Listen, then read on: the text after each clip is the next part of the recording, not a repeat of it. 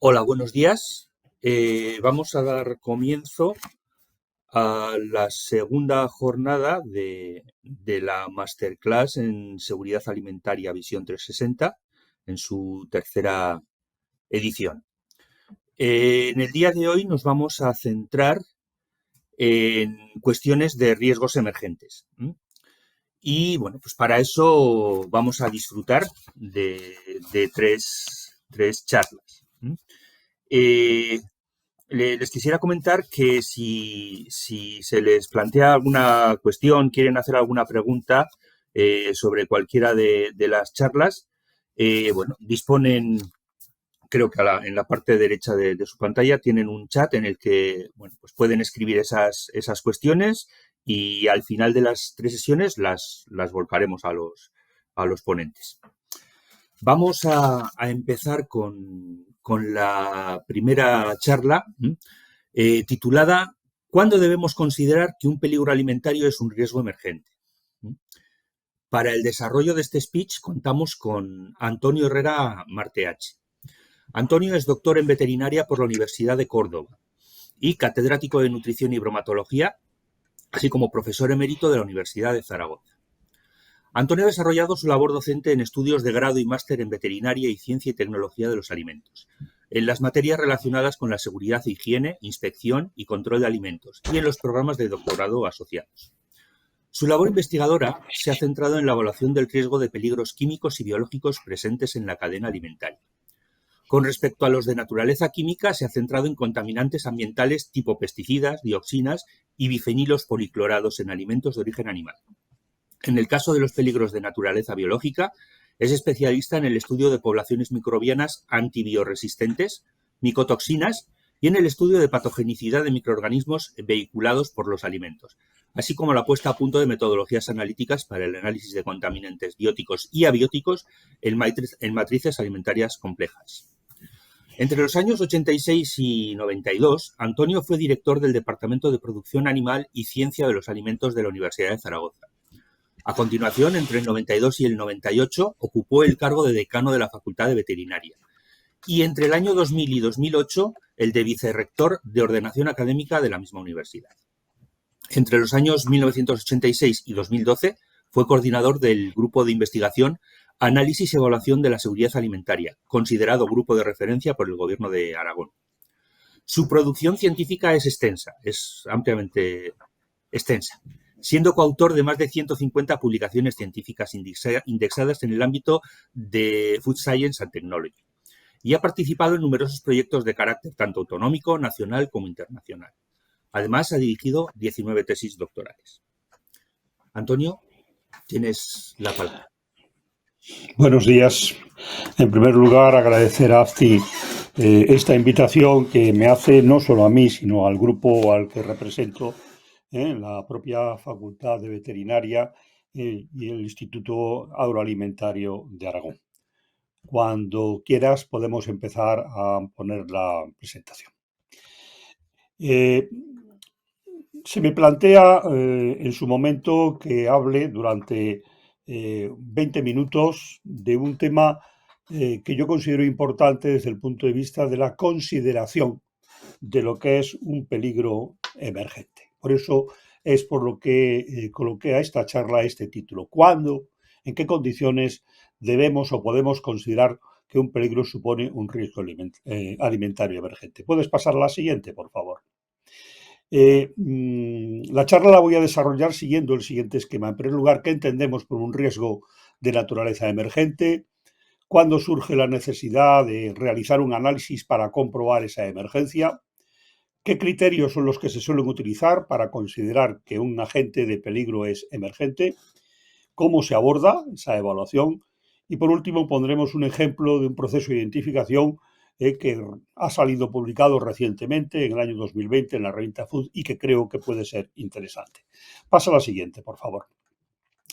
La definición de riesgo emergente pues ya tiene una serie de años. Es la Autoridad Europea de Seguridad Alimentaria la que define un riesgo emergente como cualquier agente de peligro que provoca o que se identifica de forma nueva en la cadena alimentaria, siempre y cuando tenga una exposición significativa, o aquellos casos en los cuales estamos hablando de un agente de peligro ya conocido, pero que cambian las circunstancias relacionadas con su exposición, una exposición nueva o una exposición inesperada, o se incrementa la exposición en la cadena alimentaria y lógicamente, en los consumidores, o cambia la sensibilidad por parte de los consumidores y entonces estamos ante una nueva posibilidad de acción patógena. Pasa a la siguiente, por favor.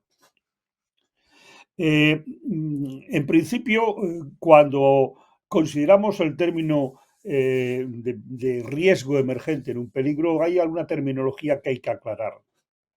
Hombre, yo creo que queda claro lo que significa no identificado, es inexistente o se desconoce previamente. Creo que también queda clara la definición, el concepto o la terminología de un agente nuevo. Existen nuevas evidencias científicas. Esto descarta, lógicamente, pues aquellos falsos negativos o aquellos agentes de peligro ya conocidos de antiguo.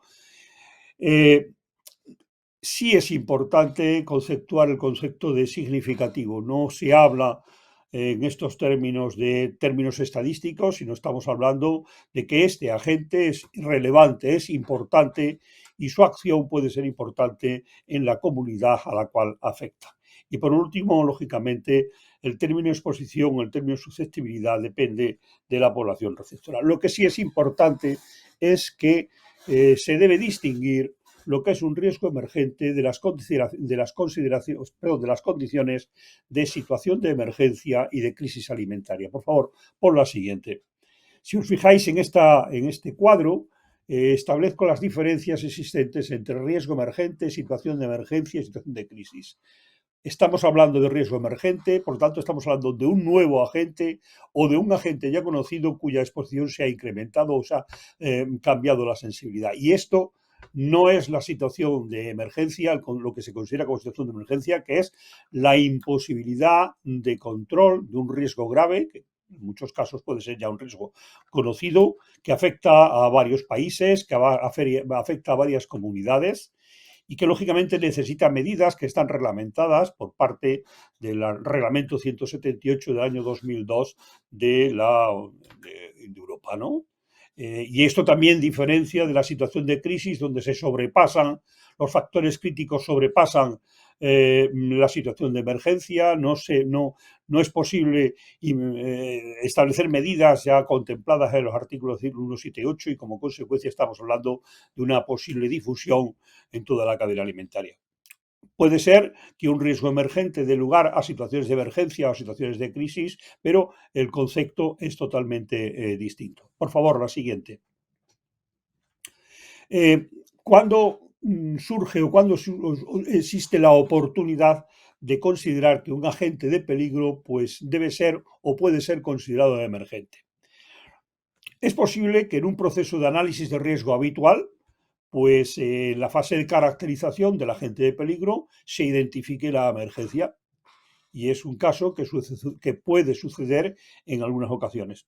En ese caso, las conclusiones que se obtienen en el proceso de caracterización llevan a que se necesiten, se incrementen las investigaciones y los datos adicionales que se empiecen a buscar para dar esa consideración de riesgo emergente.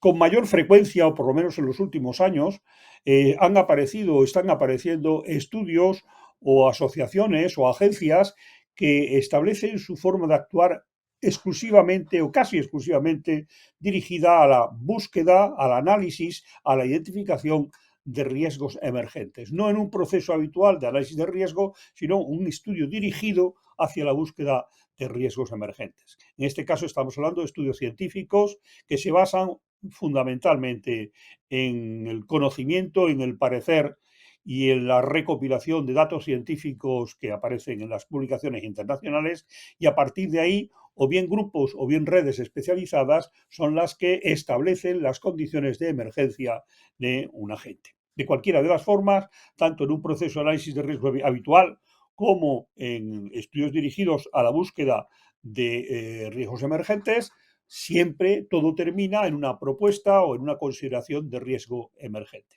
Por favor, ¿puedes poner la siguiente? Pero para que estas redes, estos agentes, estos grupos emergente, eh, ¿qué criterios son los que se suelen utilizar? Es decir, ¿en qué condiciones debemos de considerar que un agente peligroso o un agente de peligro pues tiene naturaleza de emergencia? Bueno, existen numerosos criterios que son los que utilizan los científicos o los agentes o las propias redes de riesgos emergentes para considerar la emergencia de un agente. Aquí he traído pues 8 criterios que parece ser los que más se utilizan. Quizás los 3 primeros criterios sean los que dan inicialmente la situación de consideración de un nuevo agente. La novedad, es decir, estamos hablando de un agente que es nuevo, el incremento o el cambio de la exposición, se identifican cambios en la exposición, o la sensibilidad, se identifican nuevos grupos sensibles a determinado agente o se comprueba el incremento de la sensibilidad a un determinado peligro. Pero aparte de estos 3 criterios, existen otros que también son muy importantes. Primero, la consideración de inminencia. No cabe duda que la inminencia es un factor muy importante a la hora de tomar medidas de control, de prevención o de actuación directa sobre un agente que se ha identificado con naturaleza emergente. Por supuesto que otro criterio que generalmente para los informes finales es considerado es la solvencia de los informes científicos eh, que lógicamente dan valor añadido a esa información,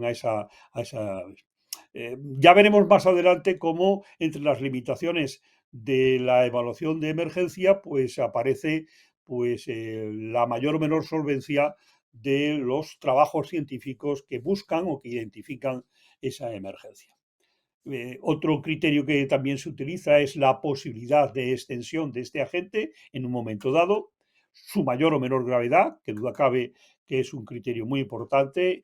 Y por último, existe un criterio que condiciona muy mucho, sobre todo la actuación en la toma de medidas, es la facilidad o dificultad de regulación del agente que se está considerando. ¿Puedes pasar a la siguiente, por favor? Por favor, pasa a la siguiente. Sí, bien. Eh, Igual que existen unos criterios que utilizamos para declarar la emergencia de un agente, existen también una serie de factores que influyen sobre la emergencia. Son factores que están relacionados con el propio alimento, con las materias primas, son factores que dependen del consumidor, por supuesto que existen factores ambientales y por supuesto que existe, como siempre, en en todos estos planteamientos, un cajón desastre el cual pues aparecen la heterogeneidad de las técnicas de control, la presencia de fraudes y la comercialización, en fin, diferentes posibilidades. Pero de cualquiera de las formas, podríamos reunir en estos 4 grupos los factores que influyen en la mayor o menor importancia de una emergencia, de un peligro alimentario. Por favor, pasa a la siguiente. Como he dicho anteriormente, pues en algunos casos pues se comprueba que existen factores limitantes a la hora de declarar o de aceptar que un agente de peligro es emergente, ¿no? Normalmente estos factores limitantes se basan en 2 cuestiones. Por un lado, la incertidumbre de los datos.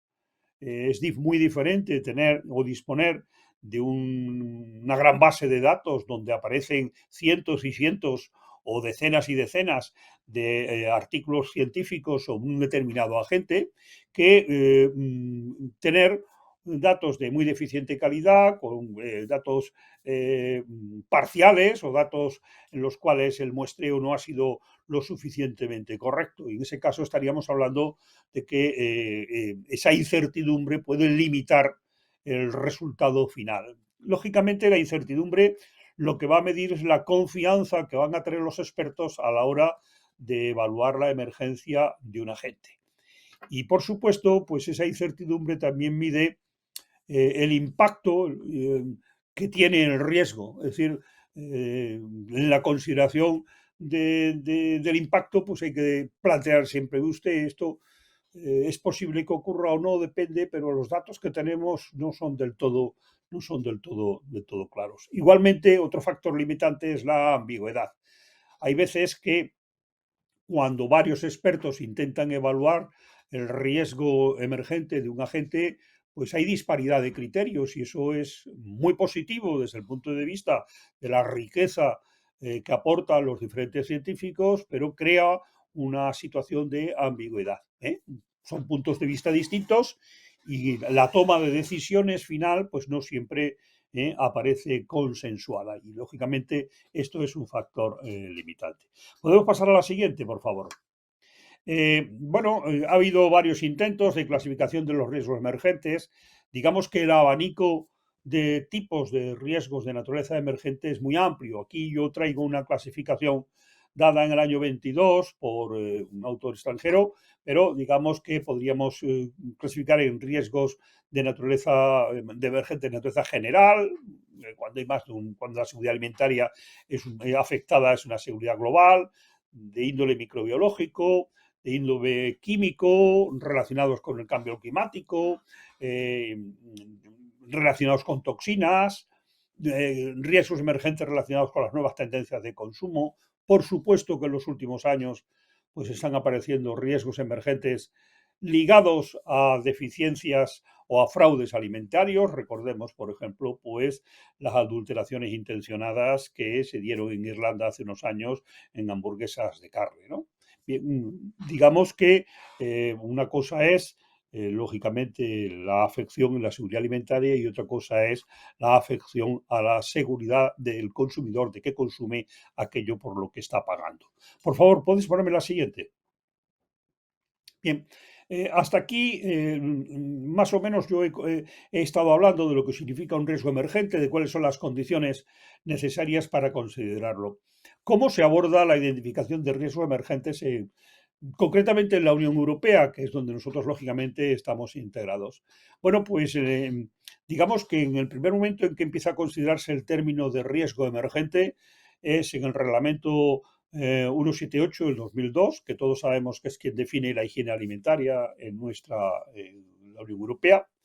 Entonces, este reglamento dice en un momento dado, dice que la EFSA deberá establecer mecanismos de control para buscar, recopilar, analizar de modo sistemático información y datos a fin de identificar y caracterizar riesgos emergentes en el ámbito de la seguridad alimentaria. Entonces vamos a hablar un poco de cronología, de cuál es la metodología que se aborda en la Unión Europea y de cuáles son las limitaciones. ¿Puedes pasar a la siguiente, por favor?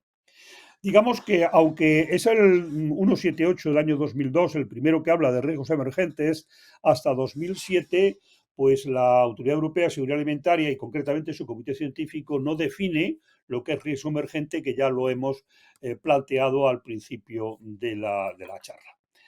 Más tarde se crea la unidad de riesgos emergentes en el año 2008, que tiene como responsabilidad establecer procedimientos, realizar acciones, y a partir de aquí tenemos una sucesión de hechos que han ido ocurriendo y que, yo os puedo, que aparecen citados en esta y en la siguiente diapositiva. Se elabora una metodología, se crea la red de riesgos europeos desde el año 2011, que comienza luego después a reunirse bianualmente, pues con bastante frecuencia. En el 2011 se personaliza un sistema de información médica para seguimiento de alimentos y piensos. Pasa a la siguiente, por favor. Después se incorporan los datos del Eurostat, se incluye la herramienta de extracción de textos, se identifican riesgos químicos, en fin. Desde el año 2010 hasta el año 2022, la red EREN y la red de riesgos específicos pues tiene 2 reuniones anuales y va avanzando continuamente en el análisis y en el seguimiento de riesgos. Pasa a la siguiente, por favor. Aquí tenéis un ejemplo de diferentes redes europeas relacionadas con investigación de riesgos emergentes. Una, por ejemplo, os he traído como ejemplo una dedicada a disruptores endocrinos, otra a contaminantes químicos, otra a cambio climático. Vamos de tiempo, quedan unos 4 minutos. Iba a hablar un poco sobre la red de cambio climático, pero como vamos cortos de tiempo, pues si alguien está interesado puede dirigirse directamente a esta red y ver cómo funciona en estos momentos. ¿Podéis pasar a la siguiente, por favor? A partir de aquí, ¿qué es lo que hace la EFSA para identificar los riesgos emergentes? Pues generalmente acude a una detección lo más temprana posible de señales, de indicadores procedentes de datos que permitan pues, que en un momento dado pues, los gestores de riesgos, los integrantes de la cadena alimentaria o las propias agencias de seguridad alimentaria reciban información acerca de la posibilidad de emergencia de un agente de peligro y, bueno, digamos, indicaciones de cómo actuación. Pasa a la siguiente, por favor. Este es el esquema básico que la EFSA coloca en su página web acerca de cómo es la metodología básica de identificación de riesgos emergentes. Si os fijáis, estamos hablando de 3 fases. Una primera fase en la cual, pues, personal dependiente de EFSA, pues lo que hace es recopilar información a base de un proceso de screening, de datos seleccionados, de información de todo tipo de agentes informativos. Una segunda fase es un análisis de esta información que se ha recopilado, una selección, un pequeño filtrado, y solamente aquellos agentes que suponen una cierta emergencia identificada y que son seleccionados pasan a una tercera fase donde existe un proceso de análisis y discusión de expertos específicos. Y este proceso es el que se hace en la red EREN, en estas reuniones bianuales, hasta llegar al final a conclusiones que no necesariamente son conclusiones definitivas, sino que en muchísimas ocasiones necesitan estudios posteriores, pero que encaminan o que dan un proceso de continuidad a la consideración de emergencia. Pasar a la siguiente, por favor. Digamos que una vez identificado la emergencia de un riesgo, ya hemos visto cuáles son las personas o los grupos que se consideran como identificadores y que van a recibir la información, pues se aplica o lógicamente sería necesario acudir al artículo 34 y 35 del reglamento 178, que lo que dice es que la autoridad identificará riesgos emergentes, solicitará información complementaria cuando lo sea necesario, deberá transmitir al Parlamento Europeo, a la Comisión, a los Estados miembros, pues esta consideración y, por último, lógicamente, se incluirán los datos en el RAF, en el sistema de alerta rápida. Por favor, la siguiente. Como hemos visto anteriormente, tanto la limitación, la metodología tiene sus limitaciones. Ya hemos hablado de la incertidumbre, hemos hablado de la ambigüedad. También hay que hablar un poco o por lo menos citar la posible heterogeneidad en las estructuras de los paneles de discusión. Son necesarios expertos muy cualificados, pues no siempre todo el mundo es especialista en todo y por lo tanto es necesario que buscan unos expertos muy calificados. Y hay un problema importante desde mi punto de vista y es que hay ocasiones en las cuales se llega a la discusión, se llega a la consideración de emergencia, pero no hay una discusión posterior, no hay un estudio posterior al cabo de 1 o 2 años de si esa consideración de emergencia ha sido real, ha sido concreta y se han llegado a conclusiones o a actuaciones posibles. Pasa a la siguiente, por favor. Para finalizar, os traigo un ejemplo de un proceso de identificación de riesgos emergentes. Es un trabajo que se publica en Food en el año 2020 y es una primera aproximación que establece una agencia, o más que una agencia, una asociación que existe en Galicia, que es Risegal, que lo que hace es, lógicamente, evaluar riesgos emergentes. El trabajo se titula Identificación de peligros emergentes en bivalvos o en mejillones en la red de riesgos emergentes gallegos. Pasas al siguiente, por favor.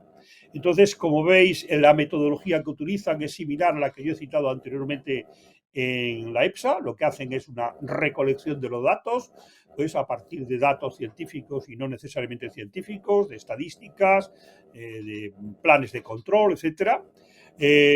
Una segunda fase es una priorización por aspectos de esta red. Y por último, pues hay una evaluación preliminar por ya expertos específicos de aquellos peligros que han sido seleccionados. Pasa a la siguiente, por favor. Sí, pasa a la siguiente. Deja esta. Las preguntas que realizan en la encuesta serían: ¿puede usted identificar algún problema emergente? Descríbalo. qué grupo de moluscos bivalvos podrían ser los que estuvieran relacionados con este peligro. Temporalmente, ¿en cuánto tiempo cree usted que este agente emergente puede aparecer en las costas gallegas, concretamente? ¿En qué punto de la cadena alimentaria este agente de riesgo puede ocasionar el problema?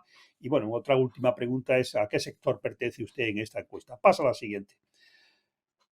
Eso es. Este es si la amplías, lo veremos mejor, la diapositiva. Este es el producto final de este trabajo. Establecen, si os fijáis a la izquierda, una serie de posibles agentes peligrosos de riesgo emergente, como son antimicrobianos, contaminantes fluorados, nanopartículas, agentes víricos, agentes biológicos, y luego después en las siguientes columnas van estableciendo si es un agente nuevo o no nuevo, cómo lo clasifican, cuál es la causa que está relacionada, y por último, después la conclusión que llegan es si existe o qué probabilidad existe de que este agente esté relacionado o esté presente en las costas gallegas.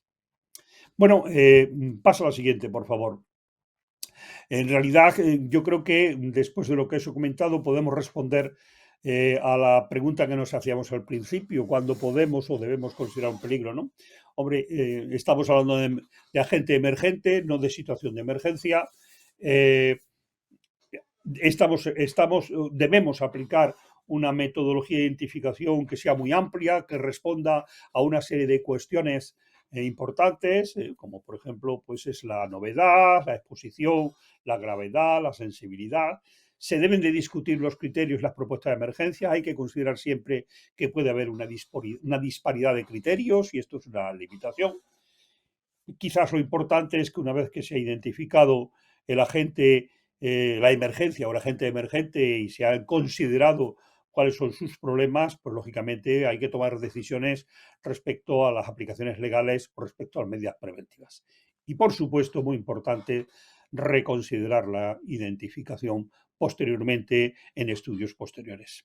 Nada más, por favor, nada más. Muchas gracias por vuestra atención y quedo a la espera de vuestras cuestiones, vuestras preguntas.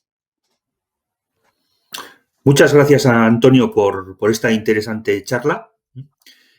Bueno, pues vamos a avanzar en la jornada y a continuación vamos a contar con la presencia de Hugo Cuna da Silva, que nos va a hablar sobre biotoxinas marinas, riesgos y herramientas para su detección. Hugo tiene una formación de base biotecnológica, recibió su doctorado en electroquímica en el Departamento de Ciencia y Tecnología de la Universidad de Burgos. En el año 2019 se incorporó a ASTI como investigador en el área tecnológica de calidad, seguridad y identidad alimentaria, de la que soy coordinador. Y en nuestro área, pues bueno, ha dedicado su labor investigadora al desarrollo y validación de nuevos métodos rápidos para la detección de compuestos químicos y patógenos de interés en los campos alimentario, fitosanitario y medioambiental. Hugo, tienes la palabra. Vale, hola, buenos días a todos. En primer lugar, agradecer vuestra presencia y la oportunidad de presentar el trabajo que estamos desarrollando en ASTI. Y bueno, sin más, vamos al grano, ¿vale? Pues os voy a hablar un poco de lo que es la problemática de biotoxinas marinas, qué riesgos representan y qué herramientas hay para su detección hoy en día. Mi charla se dividirá entre una primera introducción, donde de seguida os hablaré de los riesgos y herramientas para determinar de estas biotoxinas y por último algunos proyectos que estamos llevando a cabo en ASTI. Pues en primer lugar, comentaros que el sector de acuicultura de moluscos bivalvos en Europa es muy grande y muy representativo de la producción mundial que ocurre. Cerca de 35% de la producción se ha hecho en aguas europeas, lo que representa más de 1 millón de euros y 60.000 toneladas de moluscos bivalvos. España lidera este mercado de producción y se sigue de Francia e Italia, pero hay otros países dentro de la Unión Europea que producen también este tipo de productos. Específicamente en España, la aquicultura de moluscos bivalvos se da esencialmente en Galicia, que es el principal productor, la comunidad autónoma con más producción de moluscos bivalvos, pero también Andalucía, Comunidad Valenciana y Cataluña tienen una gran producción de este tipo de productos alimentarios. Estos productos se pueden vender como productos frescos, se estima que cerca del 62% de ellos se haga de una forma de productos frescos, pero hay otro 38% que se hace de forma de productos procesados. De cualquier de las formas, en los dos formatos de estos productos alimentarios hay una problemática que se llaman biotoxinas marinas. ¿Y a qué se deben estas biotoxinas marinas? Pues surgen debido a fenómenos que se conocen como floraciones de algas tóxicas, que no son más que proliferaciones atípicas de micro y macroalgas en los ambientes donde se cultivan y recolectan estas especies bivalvas. El problema es que estas floraciones de algas tóxicas son episodios cada vez más frecuentes y representan un riesgo para la cadena alimentaria, especialmente por dos tipos de algas, las dinoflageladas y diatomeas, no apenas estas, pero esencialmente, que debido al aumento de temperatura de las aguas y del dióxido de carbono incrementado por el cambio climático, son más frecuentes y se bioacumulan en los moluscos bivalvos, que son, una vez que son su alimento. Lo que pasa es que los moluscos bivalvos, al ser organismos filtradores, acumulan estas diferentes toxinas y llevan a la transferencia tóxica hasta los humanos y los consumidores de estos productos, por lo que la ingesta es la vía de transmisión. Las diversas toxinas son muy variadas y se pueden agrupar debido a los síntomas que causan en los consumidores. Pueden dividirse en diarreicas, paralíticas, amnésicas o en otra tipología de síntomas. Todas ellas llevan a una serie de intoxicaciones al año. Se estima que 60.000 intoxicaciones ocurren al año y por ello hay una legislación muy estipulada en la Unión Europea donde se definen no solo la metodología de muestreo, pero también la metodología oficial de control y los límites regulados para cada una de estos grupos de toxinas marinas. Los límites legislados quieren que garantizar un consumo seguro para los humanos de estos moluscos bivalvos y también estos límites son quien van a decir si hay un cierre de áreas de recolección hasta que se confirmen 2 pruebas negativas de los límites legislados. ¿Esto qué puede llevar? Pues a la pérdida de producto recolectado y a gastos de depuradora, además de largos periodos de inactividad en las zonas de recolección por los productores. Aparte de estas biotoxinas reguladas, tenemos también las biotoxinas emergentes, como ha hablado anteriormente Antonio, y pues estas nuevas biotoxinas se observan ahora en aguas europeas debido a que se establecen sus productores naturales debido a la globalización y cambio climático, que implica que ahora aquí tenemos nuevos problemas que antes no eran problemas en la zona europea, como pueden ser este grupo de toxinas diminas cíclicas, palitoxinas y entre otras. Un gran problema de las biotoxinas emergentes es que los patrones analíticos tienen una disponibilidad limitada y muchas veces no conocemos nuevas moléculas ni qué riesgos van a representar para los consumidores. En suma, tanto las emergentes como las legisladas representan un riesgo para la salud y un gran impacto económico en los sistemas productivos de moluscos bivalvos. Entonces, hay que tener herramientas y se encuentran definidas en los reglamentos para el control de biotoxinas marinas. Estas biotoxinas marinas se pueden dividir en 2 grandes grupos, las hidrofílicas y lipofílicas, y además de ello, cada biotoxina marina tiene un n número de análogos. Por ejemplo, aquí presente el aspirácido, que se conocen hasta 60 moléculas diferentes que varían en abundancia y en toxicidad. Así que hay que homogeneizar y armonizar todos estos niveles de control y para ello se han establecido factores de toxicidad equivalente, es decir, la toxicidad relativa de cada análogo frente a la toxina principal. Como os he comentado anteriormente, hay las lipofílicas y las hidrofílicas. En la legislación, aquí tenemos las lipofílicas y cada una contiene un número determinado de análogos y además del límite definido en el reglamento y de las técnicas que se deben emplear para su control oficial. Deciros que tal y como comentó anteriormente Antonio, hay una ambigüedad y que por veces esa ambigüedad se refleja también en el reglamento y en este caso el grupo de pectinotoxinas fue recientemente suprimida del control oficial necesario para este grupo de toxinas de molúsculos bivalvos. Por otra parte, tenemos las hidrofílicas, que es un grupo más pequeño a día de hoy, en que se incorporan las saxitoxinas y las toxinas amnésicas como el ácido domoico, que también tienen sus respectivos límites y técnicas y metodología oficial para su control.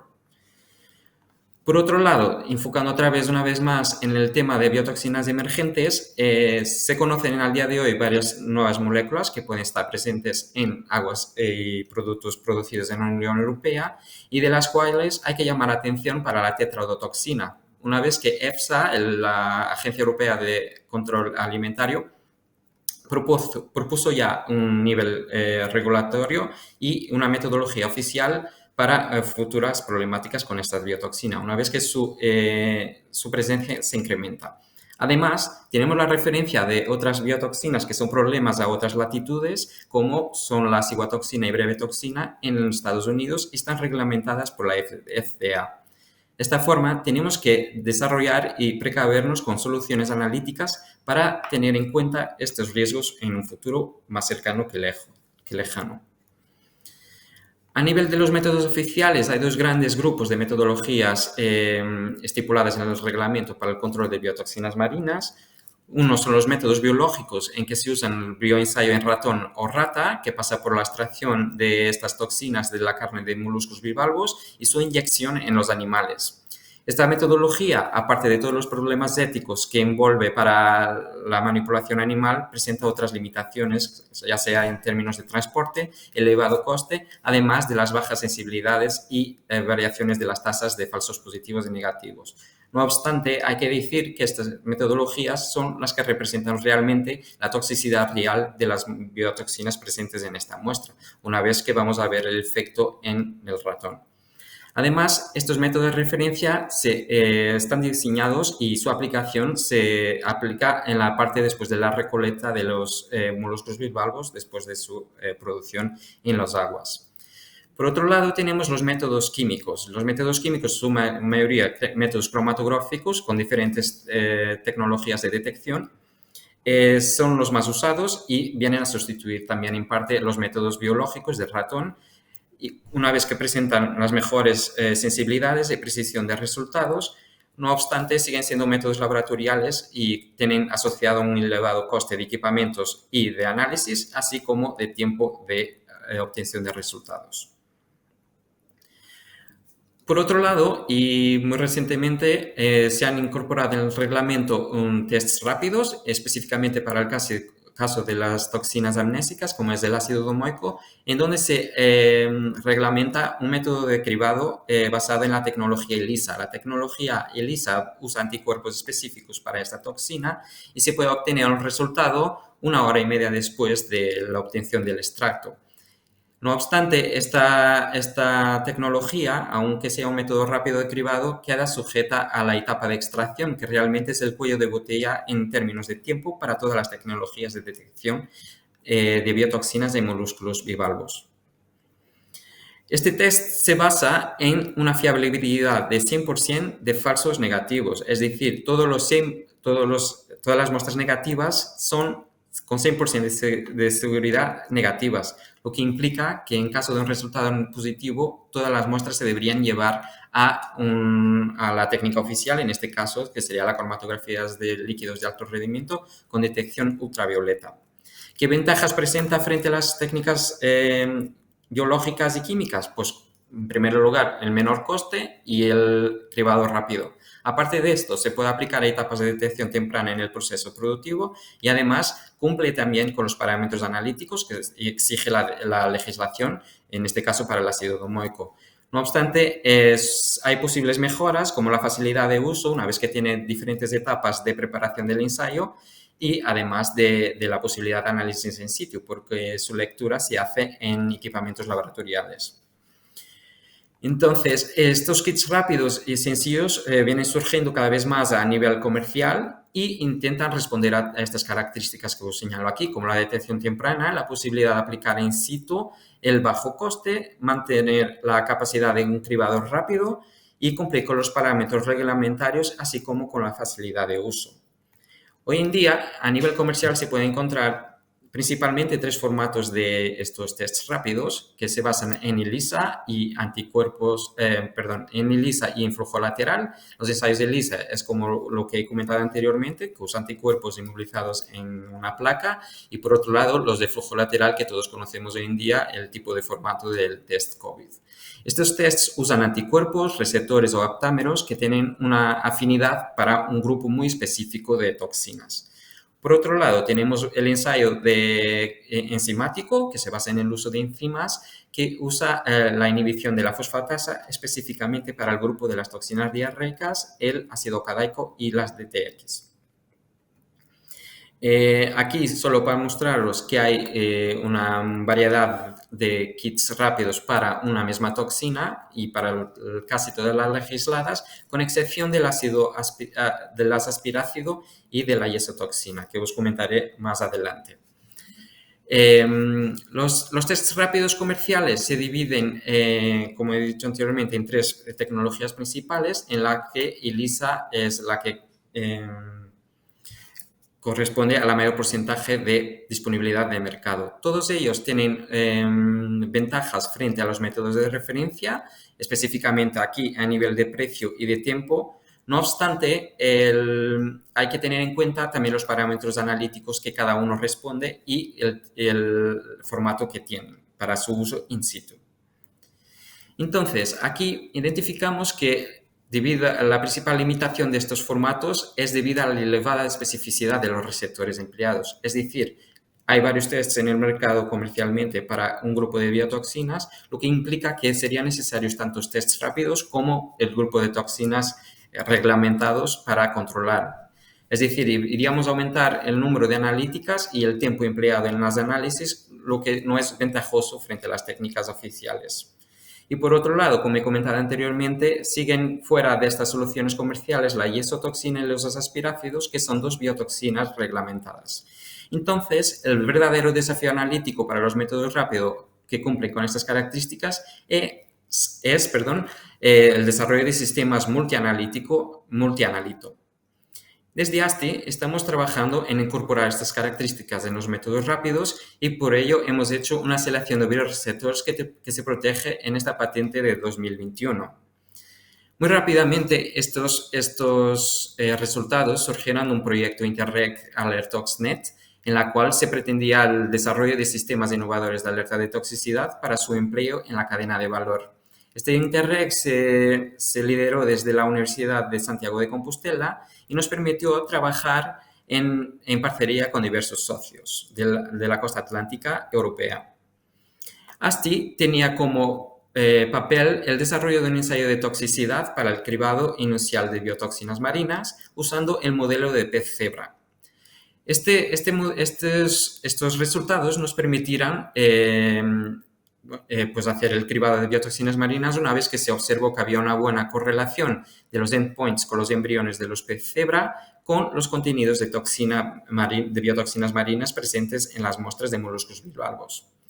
Avanzando en trabajos adicionales, se ha hecho esta selección de bioreceptores y se está implementando en un ensayo de detección de biotoxinas marinas reguladas e emergentes. Entonces, desde ASTI queremos responder al desafío analítico, que es el desarrollo de un sistema multianálisis y rápido para la detección de negativos de biotoxinas marinas.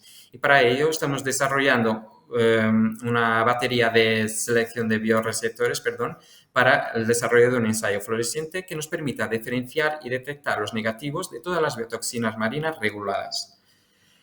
Y también algunas emergentes, como he dicho anteriormente. Pues hemos hecho un cribado preliminar donde hemos identificado diferentes bioreceptores que son capaces de determinar casi todas las toxinas marinas reguladas, aparte de 2 nuevas emergentes. También tenemos que focalizar nuestros desarrollos en la etapa de extracción, una vez que, como he dicho anteriormente, es un cuello de botella a nivel de tiempo del análisis, y es muy importante trabajar estas etapas de forma a que el ensayo sea más ágil y más rápido. Aquí os presento un poco unos resultados preliminares donde hemos hecho una prevalidación del sistema con dos de las biotoxinas marinas, la IESO y las aspirácidos, la isotoxina y los aspirácidos, que recuerdo que son las dos biotoxinas que no tienen soluciones comerciales y están reglamentarias, y hemos tenido buenas respuestas frente a los niveles reglamentarios de estas toxinas en moluscos bivalvos. Por último, comentaros que estamos trabajando en parcería con la Junta de Andalucía, específicamente con la Agencia de Gestión Agraria y Pesquera de Andalucía, para el desarrollo de un dispositivo portátil que permita diferenciar entre los grupos de biotoxinas marinas en su conjunto y que estén legisladas. Con esto vamos a aplicar los desarrollos que tenemos hasta el momento para obtener este objetivo.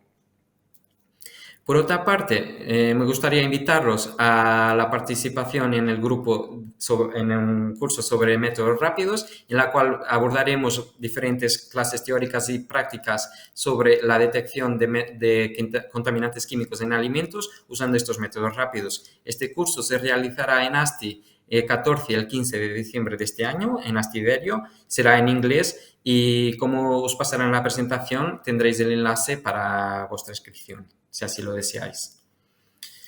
Por otro lado, presentaros al equipo ChemSensor, donde nos desarrollamos estos desarrollos, paso redundancia, y si queréis seguirnos tenéis el enlace en LinkedIn y nos podéis buscar por ChemSensor. Y por último, sin más, agradeceros vuestra atención y quedo disponible para vuestras preguntas. Muchas gracias. Muchas gracias a ti, Hugo, por la exposición que nos has realizado. Bueno, pues a continuación vamos a disfrutar de la tercera charla del día, en la que nos van a hablar sobre bacteriófagos para hacer frente a bacterias emergentes en productos pesqueros. Y quien lo va a hacer va a ser María Lavilla. María es doctora en Ciencia y Tecnología de los Alimentos por la Universidad de Zaragoza y licenciada en Veterinaria. Con más de 15 años de experiencia en investigación, ha trabajado en diversos proyectos relacionados con el uso de bacteriófagos, tanto para la inactivación de patógenos como para la detección de microorganismos de interés para la industria agroalimentaria. Su trabajo ha dado como fruto la publicación de más de 40 publicaciones, entre las que destacan 26 artículos científicos indexados SCI, 14 de ellos en revistas de primer cuartil, relacionados con seguridad alimentaria. María, tienes la palabra. Muy bien, muchas gracias, Félix, por la presentación y la introducción, y muchísimas gracias por haberme invitado a participar en esta masterclass, que, vamos, soy la última charla, todas las demás me han parecido fantásticas, así que espero que haya sido muy provechosa para todos. Bien, pues como Félix os ha dicho y en la pantalla podéis ver, yo voy a hablar sobre el uso de bacteriófagos para hacer frente a bacterias emergentes en productos pesqueros. Por lo tanto, voy a hablar de bacterias, voy a hablar de bacteriófagos, hablaré de ejemplos prácticos que evidencian la utilidad de los bacteriófagos para controlar a los microorganismos emergentes, y posteriormente hablaré también no solo de lo bueno, sino también de los retos que tenemos que afrontar para poder aplicar y llevar a la práctica el uso de estos microorganismos. Bien, como patógenos en productos pesqueros, como sabéis todos, seguramente los productos pesqueros y el agua son vehículo de numerosos microorganismos, patógenos tanto para los animales acuáticos, pero también para nosotros, para el hombre, porque el pescado y los productos pesqueros son vehículo de microorganismos que causan toxinfecciones alimentarias. Entre ellos, quizá la más conocida es Listeria, por todas las alertas que ha habido, o sea, lo que más conocida por los consumidores es Listeria por la gravedad de los síntomas que causa y, como digo, las últimas alertas, pero existen otros microorganismos que también hay que tener en cuenta. Sí que es verdad que el riesgo actual de padecer una enfermedad por consumo de productos pesqueros contaminados, por ejemplo, con vibrio, puede calificarse en términos generales de bajo o muy bajo. El cambio climático, como ha comentado Antonio, nos pone en una nueva situación. El cambio climático está provocando un aumento de la temperatura del agua y desencadena, por lo tanto, cambios en las poblaciones de bacterias y está desencadenando un aumento considerable en la concentración de bacterias del género Vibrio. Y, en consecuencia, al aumentar la exposición, aumentan también los brotes de infecciones causadas por estas bacterias, pudiéndose alcanzar niveles de riesgo para la salud humana tras el consumo de pescado, moluscos, bivalvos o crustáceos crudos e insuficientemente cocinados. De hecho, la Organización Mundial de la Salud hizo el informe de 2021, justo el año pasado, que recoge avances científicos y los cambios significativos asociados especialmente a Vibrio parahemolyticus y Vibrio vulnificus. Sus principales conclusiones fueron que efectivamente se evidencia un aumento de brotes epidémicos notificados. Veis en la gráfica, podéis ver el aumento de infecciones causadas por vibrios no cólera, es decir, incluyen Vibrio parahemolyticus y Vibrio vulnificus. Perdón. También concluyeron que la diseminación de Vibrio parahemolyticus ha aumentado en los últimos años debido a factores como el cambio climático y el calentamiento de las aguas costeras. Y es importante destacar que una vez introducido en una nueva región, Vibrio parahemolyticus se vuelve endémico, por lo que el riesgo de brotes de este microorganismo continúa aumentando a medida que las aguas costeras se vayan calentando, ¿no? Bien, por otro lado, aunque de momento no se consideran emergentes porque sus niveles son bajos, se vislumbra que el número de especies de vibrio reconocidas como posibles patógenos para las personas va a continuar en aumento, por lo que serán necesarios nuevos controles para la evaluación del riesgo de todos estos microorganismos, porque suponen un riesgo para la seguridad alimentaria. Pero es que además también serán necesarios nuevos enfoques que permitan reducir dichos riesgos para la salud humana, especialmente en zonas de cultivo y producción de marisco, pero por extensión en toda la cadena alimentaria de los alimentos implicados. Bien. De hecho, como Vibrio parahemolyticus ya está considerado como un riesgo emergente por varias agencias, este mismo año, en septiembre de 2022, la Comisión Europea ha solicitado al Códex Alimentario la actualización de las directrices para que consideren factores relevantes para el control de Vibrio parahemolyticus en los alimentos, ¿no? ¿Qué medidas de prevención son estas? Bueno, en primer lugar, medidas de prevención en la producción de moluscos bivalvos, como son la monitorización de bacterias en las aguas. En Europa no existe una normativa para la monitorización todavía de bacterias en áreas de cultivo de mariscos, porque el criterio microbiológico que determina si los productos son aptos para consumo que para los productos sean aptos para consumo o que vayan a un tratamiento posterior es la presencia de Escherichia coli, contaminación fecal. Y la contaminación fecal no está relacionada con la contaminación con vibrio, por lo tanto sería necesario introducir un criterio para el control de este microorganismo también en aguas. Los niveles de bacteria en el momento de la recogida del marisco, sí es verdad que suelen ser bajos, pero las condiciones ambientales posteriores, pues recolección, el control de la temperatura y la manipulación van a ser determinantes en la concentración final del alimento. Si las concentraciones son altas, pasamos por tener que ir a la reinstalación de los productos y la depuración. Esto conlleva un gasto en tiempo, en instalaciones, o se puede optar por un procesado para reducir la población microbiana en el producto, como tecnologías térmicas, tecnologías emergentes. Si bien es verdad que algunas de estas tecnologías de procesado tienen efectos en las características organolépticas del producto, cuando son aplicadas a niveles suficientes para inactivar los vibrios. Por eso es necesario contar con nuevas estrategias para reducir la carga microbiana. ¿Qué estrategias son esas? Bueno, hay muchas, pero lógicamente yo voy a hablar de bacteriófagos. ¿Qué son los bacteriófagos? Bien. Los bacteriófagos, como su propio nombre indica, son virus que pueden infectar de manera específica una cepa o una especie de bacterias. Hay muchos tipos de bacteriófagos, pero es importante tener en cuenta que solo los que son líticos, es decir, los que siguen un ciclo estrictamente lítico, son la única opción para su empleo como agentes de biocontrol en salud animal y alimentos, porque su ciclo acaba con la muerte del huésped bacteriano. ¿Vale?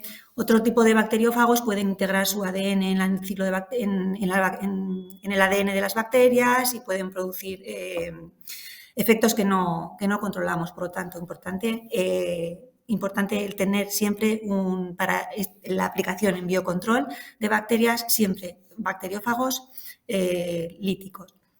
Los fagos como agente bacteriano tienen una serie de ventajas. Y es que, bueno, los fagos son los microorganismos más abundantes del planeta. Forman parte de nuestra flora, forman parte de la flora microbiológica natural del agua y de los alimentos, y a pesar de ser partículas virales, no infectan a las células eucariotas como las nuestras, como las células de los animales o las células de las plantas. Por otro lado, los bacteriófagos están naturalmente diseñados para atacar única y exclusivamente a bacterias. Y aún su rango de actividad es muy estrecho.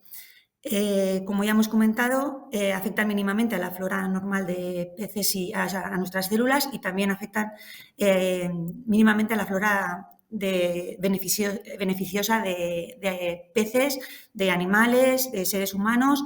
Por lo tanto, su impacto ambiental también es reducido.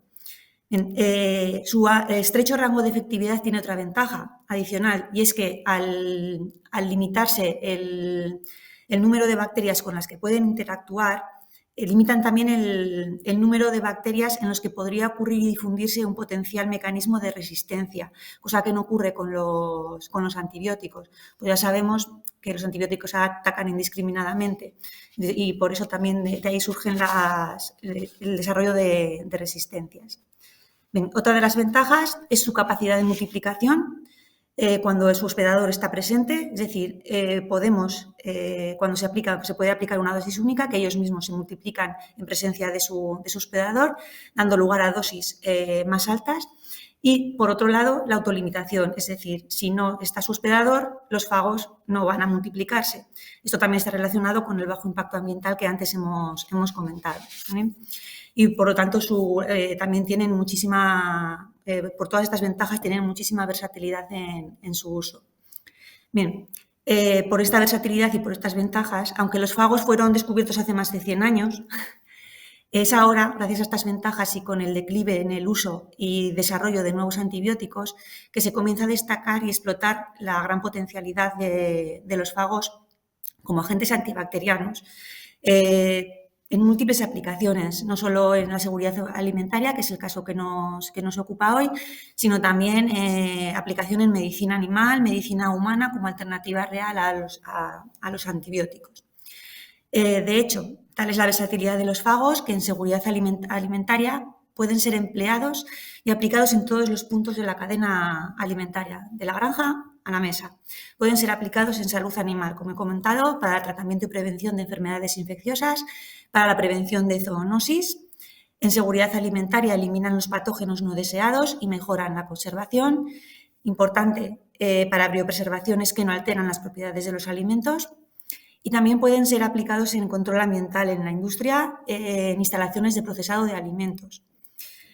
Como he dicho antes, incluso pueden ser aplicados como agentes terapéuticos, ¿no? en salud humana, pudiendo ser integrados en el control de patógenos también dentro de procesos, desarrollos y conceptos de One Health, ¿no? Pero, bueno, ¿son efectivos realmente los fagos? ¿Sirven? Pues bueno, os voy a explicar ahora un ejemplo. Como he comentado antes en la introducción, la principal agente bacteriano emergente de productos pesqueros ahora es considerado Vibrio parahemolyticus, y hay varios ejemplos que avalan su efectividad, ¿no? Como por ejemplo, os pongo esta gráfica de este estudio para que, bueno, pues que veáis cuando se aplican los fagos en ostras vivas en el agua de depuración de las ostras. Bueno, veis en negro es la concentración de Vibrio parahemolyticus. La concentración de Vibrio parahemolyticus desciende con el tiempo, mientras que sin tratamiento de fagos este microorganismo puede continuar desarrollándose. Bueno, en la gráfica de abajo es la concentración de fagos. Como veis, en presencia del microorganismo el número de fagos aumenta, que viene en relación a lo que he comentado antes, que con una sola dosis podríamos llegar a controlar en presencia de este patógeno. Se puede aplicar una dosis única, que los mismos fagos son los que van a regular su dosis.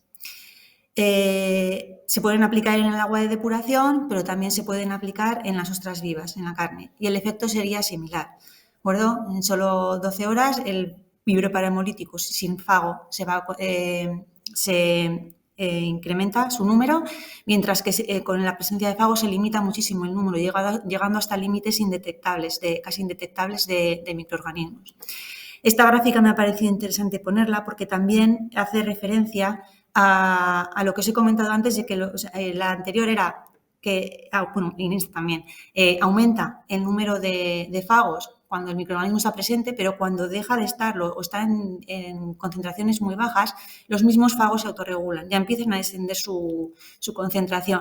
Por lo que en caso de vertido, en caso de malapraxis, que esperemos que no se realice, estos fagos no tendrían efecto en el medio ambiente, porque ellos mismos, si no hay bacteria, se autolimitan. Bien, aquí otro ejemplo que también hace referencia a lo importante del control de la temperatura, no solo cuando estamos aplicando fagos, sino también cuando en general, ¿no? Como veis, a 4 grados, a las 24 horas, me voy a centrar en esta gráfica, en esta parte de la gráfica, a las 24 horas Vibrio parahemolyticus no es capaz de multiplicarse a 4 grados, pero sí a 15 y a 25, que es por eso que es un patógeno emergente, debido al aumento de la temperatura de las aguas. Si aplicamos fagos, el número de Vibrio parahemolyticus a esas temperaturas puede verse reducido, ¿no? Por lo tanto, los fagos podrían ser un buen agente de control para estos microorganismos. Bien, estos ejemplos han sido en producto, pero lógicamente el control de los microorganismos viene ya desde la misma producción. Por lo tanto, os voy a poner también unos ejemplos de que los fagos también pueden ser utilizados en la acuicultura, en la misma producción de estos productos, ¿no? Porque además Vibrio parahemolyticus no solo nos causa problemas a nosotros, a los seres humanos, sino que también causa necrosis hepatopancreática en gambas y langostinos, o síndrome de mortalidad temprana. Por lo tanto, también es un importante patógeno de animales. Y el uso de fagos ha demostrado como una herramienta muy válida para reducir la mortalidad sin necesidad del uso de antibióticos. Y aquí otro ejemplo de otra publicación donde también se observa una importante reducción en la mortalidad y una reducción muy importante en el número de los Vibrios parahemolyticus presentes en el agua. Esto repercute, en el agua y en el propio producto, repercute no solo en la producción animal, en la producción de acuicultura, sino también en la seguridad alimentaria posterior. Por lo tanto, los fagos, como he comentado antes, son aplicables a lo largo de toda la cadena y nos sirven para controlar las bacterias a lo largo de toda la cadena agroalimentaria. Bien. La verdad es que no hay muchos más estudios que traten sobre Vibrio parahemolyticus el control de Vibrio parahemolyticus con bacteriófagos, ¿no? Y es por eso que desde ASTI estamos trabajando en el aislamiento y caracterización de nuevos fagos contra especies de Vibrio que afecten a la seguridad alimentaria, pero también patógenos alimentarios. En ASTI estamos trabajando eso, como los Vibrios no solo afectan a la seguridad alimentaria, sino también a los animales y pueden ser aplicados en toda la extensión de la cadena agroalimentaria. Estamos trabajando en el aislamiento y purificación de diferentes bacteriófagos para tratar a veces en acuicultura, pero también aumentar la la seguridad alimentaria, que sean aplicables en toda la cadena. Esto lo he estado diciendo sin enterarme de que, de que me había desconectado. Bueno, no es solo todo lo que reluce, ¿no? Hay una serie de retos que todavía tenemos que acometer. Los que trabajamos con fagos lo sabemos. Es que, bueno, lógicamente no todos los fagos son útiles, ya lo he comentado al principio, solo los fagos líticos pueden ser utilizados. Esto requiere de una exhaustiva caracterización de los bacteriófagos. El rango de hospedador, como he comentado, es muy estrecho, por lo tanto hay que diseñar cócteles o buscar fagos de amplio espectro o diseñar cócteles que nos permitan aplicarlo no solo con un microorganismo específico, sino con todos, con un gran abanico de bacterias presentes de forma natural. Cuando vamos a trabajar con su uso para animales y bueno, también seguridad alimentaria, ¿no? Asegurar esa estabilidad que permitan que sean efectivos sin tener que estar añadiendo continuamente bacteriófagos, estudiar muy bien el desarrollo de posibles resistencias para que no pase como con los antibióticos.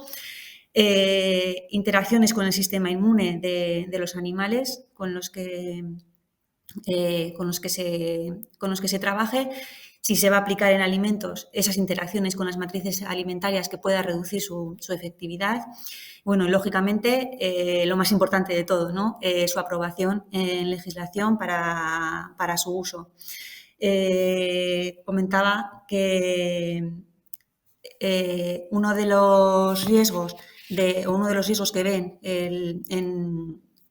en la aprobación de este tipo de microorganismos para su uso en seguridad alimentaria es el riesgo de que se relajen las medidas básicas de higiene, ¿no? Es decir, tengo un bacteriófago que me va a eliminar el patógeno porque tengo que andar controlándolo en toda la cadena, ¿no?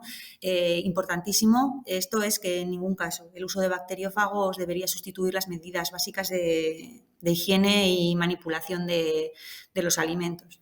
Es decir, es un complemento más y una herramienta básica más para luchar contra los microorganismos patógenos, los presentes y los emergentes, los que vengan, pero en ningún caso las medidas higiénicas básicas deberían de eliminarse. Y nada, ya está. Solo me quedaban 2 diapositivas. Muchas gracias por escucharme. Os invito a pasar por estas 2 webs. Bueno, en la de ASTI explica un poquito las líneas y lo que trabajamos el grupo de bacteriófagos.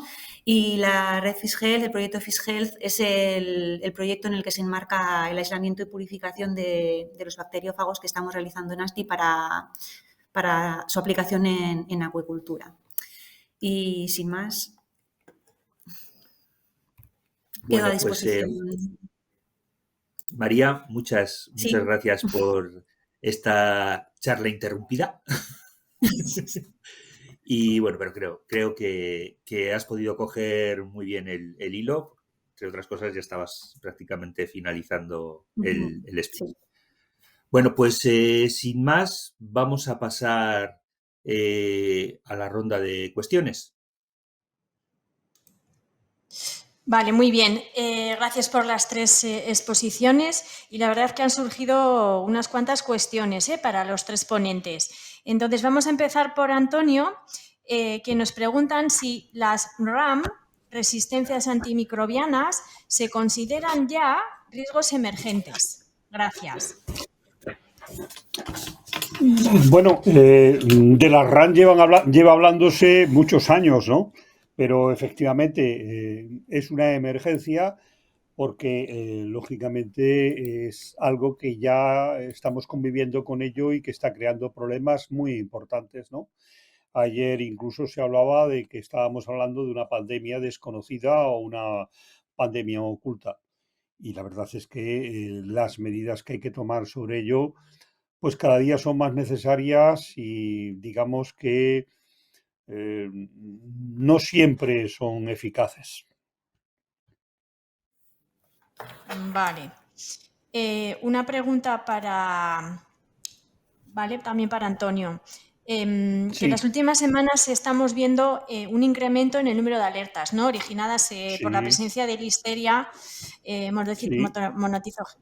monocitógenes en los alimentos, sí, ¿no? Se está viendo la sí, en prensa como un incremento. sí, Si podríamos sí. considerar las cuestiones macroeconómicas, ¿no? Estas que se nos están impactando, como el incremento del precio de la energía, el desencadenante de que estos casos, pues, por ejemplo, porque las empresas en una balanza de realizar procesos térmicos adecuados frente a un incremento del precio de la energía y el riesgo de esta presencia de este patógeno. ¿Y qué se puede hacer frente a esto?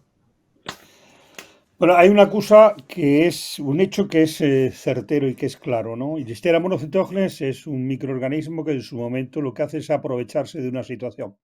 ¿Cuál es la situación? Se está utilizando el frío para controlar abundantes microorganismos como Escherichia, como Salmonella, como Staphylococcus, etcétera, etcétera, y Listeria encuentra el terreno totalmente abonado para poder desarrollarse porque es un ciclótrofo y como consecuencia a esa temperatura.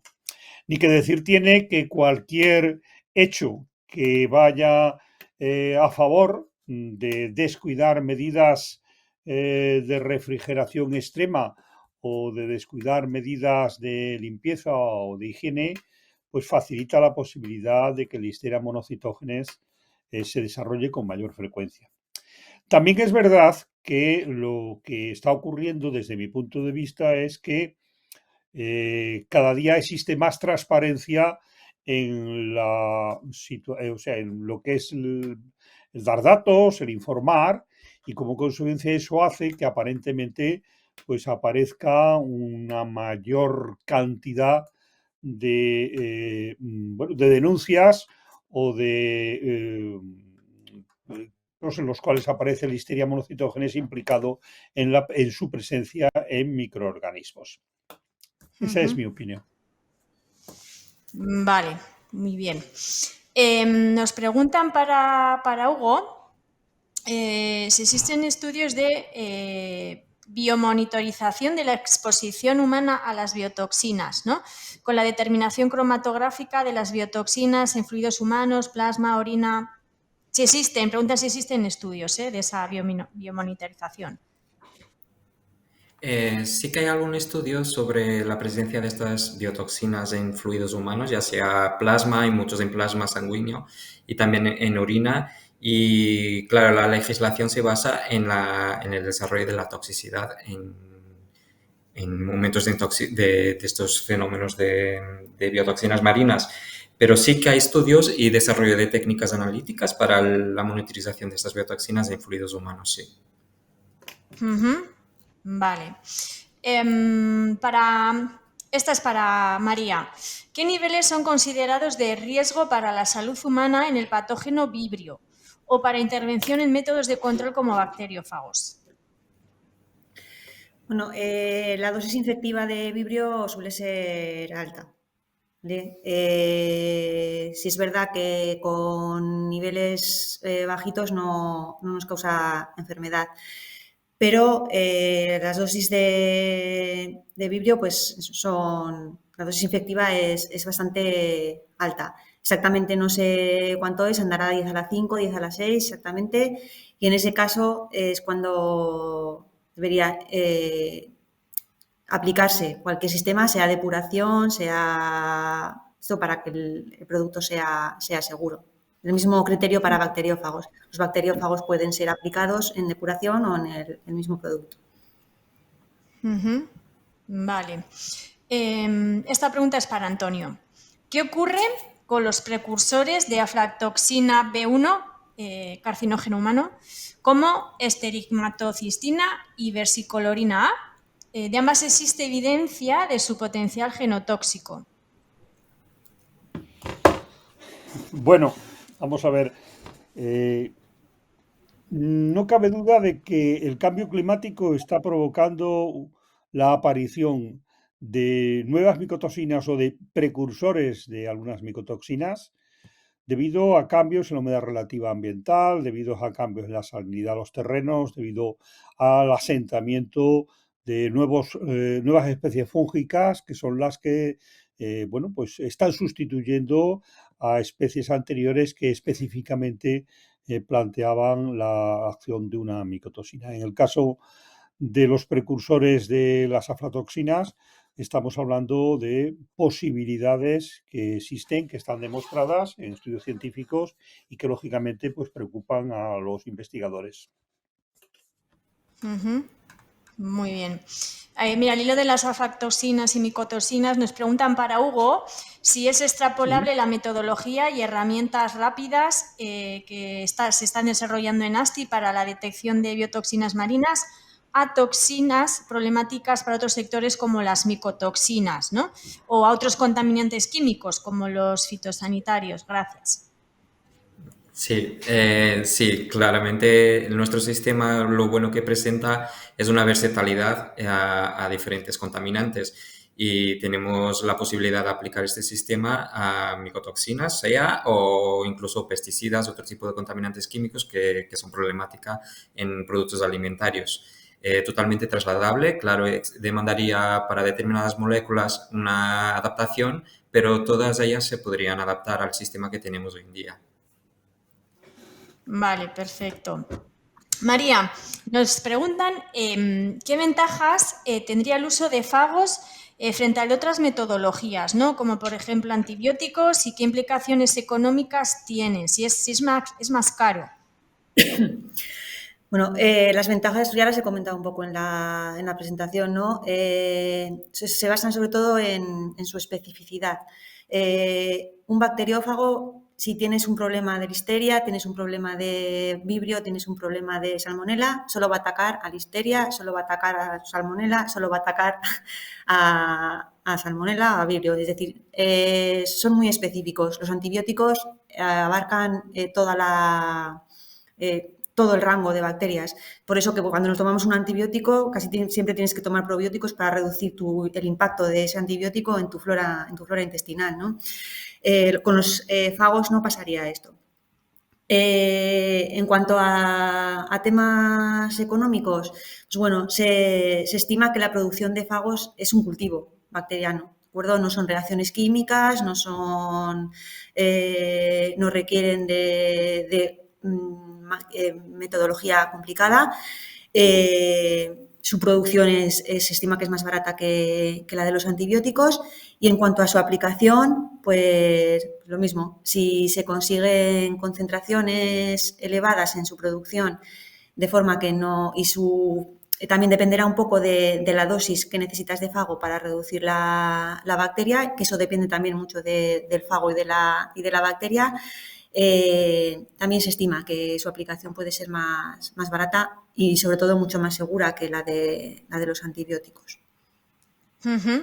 Vale, entendido. Antonio, volvemos contigo. Nos vuelven a preguntar, ¿no?, si en el caso de la aparición, ¿no?, en prensa de estas noticias con las alertas alimentarias, ¿no?, que son estos patógenos tradicionales como pueden ser salmonella, listeria, escherichia coli, si a pesar de que están ya muy estudiados y siguen presentando un gran problema, ¿no?, de seguridad alimentaria hoy en día, si se pueden considerar como un riesgo emergente o sería más apropiado tratarlos como agente de riesgo. Desde mi punto de vista, si las circunstancias no han cambiado, yo los consideraría agentes de riesgo. Es decir, si agentes de riesgo normales. Es decir, si tenemos un brote o una aparición de un salmonella en un producto cárnico, por ejemplo, pues es un agente de riesgo clásico, estudiado desde hace muchísimo tiempo y muy caracterizado y muy identificado. Otra cosa es que de buenas a primeras aparecen nuevos serotipos o nuevos biotipos de salmonella o nuevos biotipos de cualquier agente de riesgo. En ese caso sí estamos ante una novedad. Un ejemplo, recordar que hace unos años se produjo una toxinfección alimentaria por Escherichia coli ligada a unas hortalizas, concretamente en Alemania. Bueno, estábamos hablando ante un Escherichia coli que estaba provocando esta toxinfección, pero estábamos hablando ante un agente, un nuevo biotipo o la asociación de varios componentes de patogenicidad en ese mismo microorganismo. En ese caso ya estábamos hablando de algo nuevo, lo que consideraba o lo que provocaba la consideración de emergencia. Vale, vale, entendido. Para Hugo también nos dicen que es muy interesante el trabajo que se está desarrollando y si estos métodos rápidos, ¿cuánto tiempo requieren hasta obtener el resultado? ¿Y cuánto tiempo se puede ganar respecto a otros métodos tradicionales o que estén ahora de actualidad, ¿no? Sí, vale. Pues como he dicho en la presentación, la mayoría de estos métodos se consideran rápidos con análisis inferiores a 1 hora, pero es verdad que todos ellos a día de hoy tienen una limitación, un cuello de botella en la etapa de extracción. Por eso desde ASTI también estamos trabajando en facilitar y en agilizar estas etapas de forma a dar selectividad al método también, pero también a reducir el tiempo de obtención del resultado. Frente a otras técnicas o métodos oficiales, estos métodos rápidos, bueno, por llamarlos así, que la velocidad de análisis pues es un poco perspectiva. Aquí hablamos de análisis inferiores a 1 hora, mientras que el análisis de biotoxinas marinas por técnicas convencionales como son las cromatografías, que tienes que enviar las muestras a laboratorios acreditados que son externos a la empresa, suelen tardar entre un día a varios días, incluso alguna semana. Entonces, pues sí que en esta aplicabilidad sería pues bastante más rápido si hacemos esta comparación directa. Vale. Luego sí, contigo Hugo también, Sí. se puede hacer algo de alguna forma, ¿no? Que el método de análisis que no sea oficial se convierta en oficial. O sea, es un proceso rápido. Sí, un proceso Vale. rápido no sé decir si es rápido o no, creo que no será muy ágil porque hay una serie de trámites que hay que cumplir en la legislación, pero sí hay una guía de certificación de métodos que hay que cumplir con ciertos parámetros analíticos, ensayos interlaboratorio y todo eso, pues luego bajo la vigilancia de los laboratorios oficiales de referencia para la validación de este método como método oficial. Pero demanda Y algún luego, trabajo. sí, ya, vale. Habrá un recorrido, hay que hacer. Eso es. Y luego teniendo en cuenta, sigo contigo, teniendo en cuenta ya sí cuestiones éticas, ¿no? En el empleo de animales, ¿no? Que se imponen en la Unión Europea. Sí. O sea, ¿cómo es posible que se empleen bioensayos con ratones y ratas para su análisis? Sí, Y no hay otros métodos más adecuados para esto. Claro, por supuesto. El método del ratón y de ratas se usaba más con anterioridad a los métodos cromatográficos. Hoy en día el método preferente es el método químico, que son los cromatográficos, que abarcan todas las toxinas legisladas. No obstante, como lo he dicho, es verdad que el método biológico usando ratones o ratas pues tienen implicaciones éticas, pero sí que nos enseña la respuesta tóxica del organismo al cóctel de toxinas que puede estar presente en esta muestra de moluscos bivalvos en este caso. Pero vamos, desde luego que la legislación europea pues antepone los métodos cromatográficos a los biológicos, por obviamente cuestiones éticas. Vale. Y luego, bueno, esta última ya para María, que nos preguntan si el control de mutaciones de bacteriófagos para que no acaben siendo patógenos, ¿cómo se realiza? Si tienen bacterias diana, ¿se reproducen y mutan? No entiendo la pregunta, porque los bacteriófagos, ¿patógenos para quién? Para nosotros, si se fueran, si pueden mutar para ser patógenos para... Sí, igual para nosotros. va por ahí, Sí, al final puede haber un cambio ahí de... No.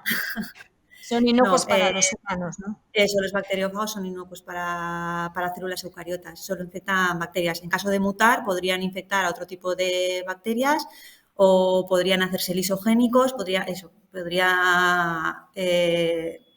cambiar su tipo de ciclo. Lógicamente, cuando estás trabajando con bacteriófagos y quieres aplicar un bacteriófago a una aplicación concreta, tú tienes el control de que el bacteriófago que estás aplicando es el que tú quieres aplicar. Entonces, en ese sentido, tú aplicas el bacteriófago, se reduce la contaminación de bacterias y ese bacteriófago, en caso de no encontrar su hospedador, porque ya lo has eliminado, se autolimitaría en el ambiente. Tú tienes tu control de tu stock y sabes que no va a mutar. En la naturaleza, lógicamente, están produciendo continuamente mutaciones, pero en ningún caso los bacteriófagos van a afectar a las células eucariotas, a nosotros o a los animales. Vale. Entendido. Pues nada, nos quedan 2 minutitos para cerrar ya la sesión de hoy. Entonces, Félix, por favor, si vas clausurando ya también la jornada. Sí, muy bien. Vamos a ir cerrando ya la sesión. Esperamos que la masterclass haya sido de su interés. Quisiera dar las gracias a ponentes y asistentes por su participación, exposiciones y preguntas, y emplazar a todo el mundo al próximo año en la 4ª edición de la masterclass en seguridad alimentaria. Muchas gracias a todos.